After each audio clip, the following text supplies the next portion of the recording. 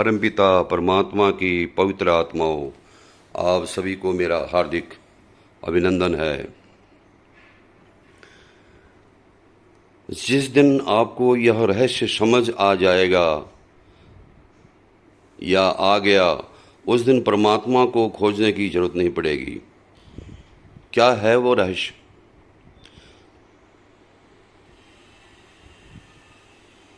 भाई साहब, वीडियो को कभी आगे मत बढ़ाइए, वीडियो को अभी आगे मत बढ़ाइए, क्योंकि आज मैं आपसे एक ऐसा सवाल पूछने वाला हूँ जिसका जवाब शायद आपने हजारों बार सुना होगा, लेकिन कभी आपने भीतर महसूस नहीं किया। जिस परमात्मा को आप मंदिरों में खोजते हैं, क्या वह सचमुच मंदिर में है?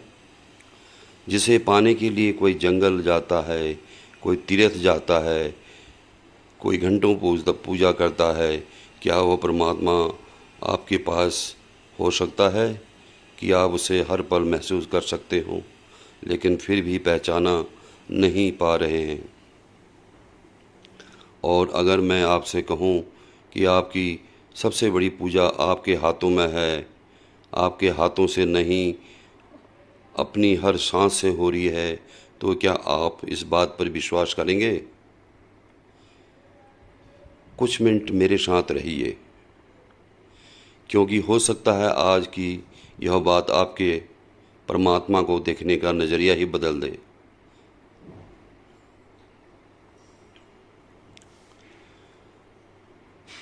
हम सब कहते हैं मैं सांस ले रहा हूँ, लेकिन कभी आपने ध्यान दिया जब आप अपनी गहरी नींद में होते हैं तब कौन आपकी सांस चला रहा होता है? आप सो रहे हैं, आपको अपने आसपास की कोई खबर नहीं, फिर भी सांस चल रही है, हृदय धड़क रहा है, शरीर के भीतर अनगिनत प्रक्रियाएं चल रही हैं। आपने किसी को आदेश नहीं दिया, फिर यह सब कौन कर रहा है? यह प्रश्न आध्यात्मिक शुरुआत यात्रा की शुरुआत है। हमने पूरी ज़िंदगी में मैं को मजबूत करने में लगा दी, मेरा घर, मेरा धन, मेरा परिवार, मेरा पद, मेरा सम्मान, लेकिन कभी बैठकर यह नहीं पूछा जिसे मैं कह रहा हूँ, आखिर वह मैं हूँ कौन? शरीर बदलता रहता है, बचपन गया, यौवन गया, फिर उम्र बढ़ने लगी, शरीर बदलता रहा, लेकिन भीतर से हमें हमेशा यही लगता रहा मैं वही हूँ। तो फिर वह मैं कौन हूँ? यही तो चिंतन का विषय है भाई साहब। संसार हमें बाहर की तरफ ले जाता है, विज्ञापन हमें बताता है कि हमें क्या खरीदना है, दुनिया बताती है कि हमें कैसे दिखना है, लोग बताते हैं कि हमें कितना कमाना है, लेकिन आध्यात्मिक एक सवाल पूछती है, अलग सवाल पूछती है कि तुम्हें अपने भीतर क्या पाना है। और यही सवाल मनुष्य को संसार से भगाने के लिए नहीं, बल्कि संसार को सही दृष्टि दिखाने के लिए तैयार है। आप अपने परिवार में रहिए, अपना काम कीजिए, ईमानदारी से कमाइए, अपने बच्चों की जिम्मेदारी निभाइए, लेकिन अपने भीतर परमात्मा की याद को मत मरने दीजिए, क्योंकि समस्या संसार में रहना नहीं है, समस्या यह है कि संसार हमारे भीतर रहने लगे। धन आपके पास हो, इसमें कोई बुराई नहीं, लेकिन धन आपके मन पर बैठ जाए तब परेशानी है। सम्मान मिले अच्छी बात है, लेकिन सम्मान के पीछे आपका अहंकार दौड़ने लगे तब समस्या है। सुख मिले भगवान की कृपा है, लेकिन सुख के कारण भगवान को ही भूल जाएं तब यही सुख बंधन बन जाता है। इसलिए संतों ने कहा है संसार का उपयोग करो, लेकिन संसार में अपना मालिक मत बनने दो। अब जरा अपने जीवन की तरफ देखिए, कितनी चिंताएं हैं। कल क्या होगा, लोग क्या कहेंगे, पैसा कहाँ से आएगा, बच्चों का भविष्य क्या होगा, बीमारी न आ जाए, नुकसान न हो जाए। और इन चिंताओं के बीच हम उस शक्ति को भूल जाते हैं जिसने हमें आज तक की सांस दी है। कल की चिंता करते करते हम आज भी सांस खो देते हैं। भविष्य के पीछे भागते भागते वर्तमान को जीना भूल जाते हैं। इसलिए कभी कभी रुकिए, बस 5 मिनट, न कोई मोबाइल, न कोई बातचीत, न कोई शिकायत। बस शांत बैठे रहिए। अपनी सांस को महसूस कीजिए। सांस अंदर आती है, सांस बाहर जाती है, और मन में प्रेम से भगवान का नाम लीजिए। नाम में शक्ति तभी अनुभव होगी जब मन में सच्चाई होगी। भगवान को दिखावा नहीं चाहिए, उन्हें अपने कपड़ों का प्रदर्शन नहीं चाहिए, उन्हें यह नहीं चाहिए कि आप दुनिया को बताएं कि आप कितने धार्मिक हैं।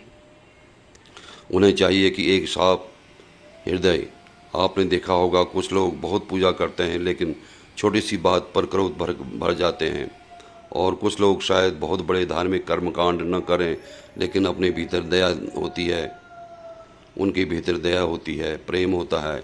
किसी के दुख को देखकर आंखें नम हो जाती हैं। तो असली भक्ति क्या है? केवल भगवान के सामने हाथ जोड़ना, या भगवान की बनाई हुई दुनिया के सामने भी प्रेम से हाथ बढ़ाना। अगर आपकी पूजा के बाद आपका व्यवहार किसी दुखी इंसान के लिए कठोर हो जाता है तो जरा अपने भीतर झांकिए। अगर भगवान का नाम लेने के बाद भी मन में दूसरों के लिए घृणा भर जाती है तो जरा रुकिए। भक्ति केवल मंदिर तक नहीं होती, भक्ति अपने व्यवहार में दिखाई देनी चाहिए, आपकी वाणी में दिखाई देनी चाहिए, आपकी नीयत में दिखाई देनी चाहिए, आपके कर्मों में दिखाई देनी चाहिए, और सबसे बड़ी बात आपके अकेले होने पर भी दिखाई देनी चाहिए।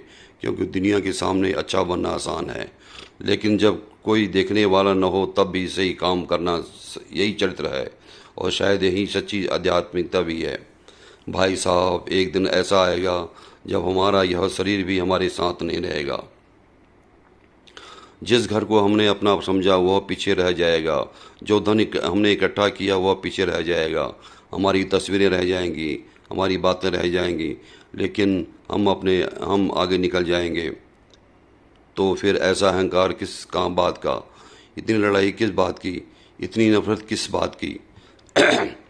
जिस व्यक्ति से आज हम लड़ रहे हैं, क्या पता कल आप उससे बात करने का अवसर भी न मिले। जिससे प्रेम करना चाहते हैं उससे आज ही प्रेम कर लीजिए, जिसे क्षमा करना चाहते हैं आज ही क्षमा कर लीजिए, और जिस परमात्मा को याद करना चाहते हैं उसे कल पर मत छोड़िए, क्योंकि हमारे पास कल की गारंटी नहीं है।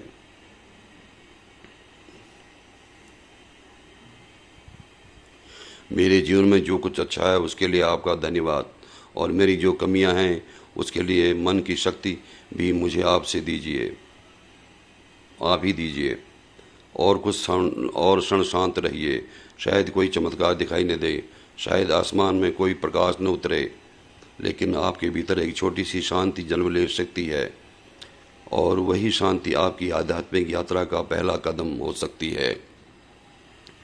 याद रखिए भाई साहब, परमात्मा को खोजने से पहले अपने भीतर की आवाज़ सुनना चाहिए, क्योंकि हो सकता है आप जिस दरवाजे को बाहर खोज रहे हों उसकी चाबी आपके भीतर ही रखी हो। आप जिस प्रकाश को दुनिया में खोज रहे हों उसकी एक किरण आपके भीतर ही जल रही हो, और जिसे आप दूर समझ रहे हों वह आपके सांस के साथ आपके पास हो। इसलिए आज से एक छोटा सा संकल्प, सांस चले तो प्रभु का स्मरण, कर्म हो तो प्रभु को साक्षी मानकर, किसी से मिलें तो प्रेम से मिलें, किसी को दुख दें तो तुरंत क्षमा मांगें, और रात को सोने से पहले इतना जरूर कहें, हे प्रभु, आज का दिन आप दिया, कल का पता नहीं, इसलिए आज ही आपको धन्यवाद। अगर यह बात आपके हृदय को छू गई हो तो इसे केवल अपने तक मत रखिए, किसी एक ऐसे व्यक्ति तक जरूर पहुंचाइए जिसे इस समय थोड़ी आशा, थोड़ी शांति और परमात्मा की याद की जरूरत है। क्योंकि कभी कभी एक छोटा सा आध्यात्मिक संदेश किसी इंसान के पूरे दिन का नहीं, पूरे जीवन का रुख बदल सकता है। जय श्री कृष्ण। राधे राधे। परमपिता परमात्मा की पवित्र आत्माओं, आपका धन्यवाद, आपको मेरा नमस्कार।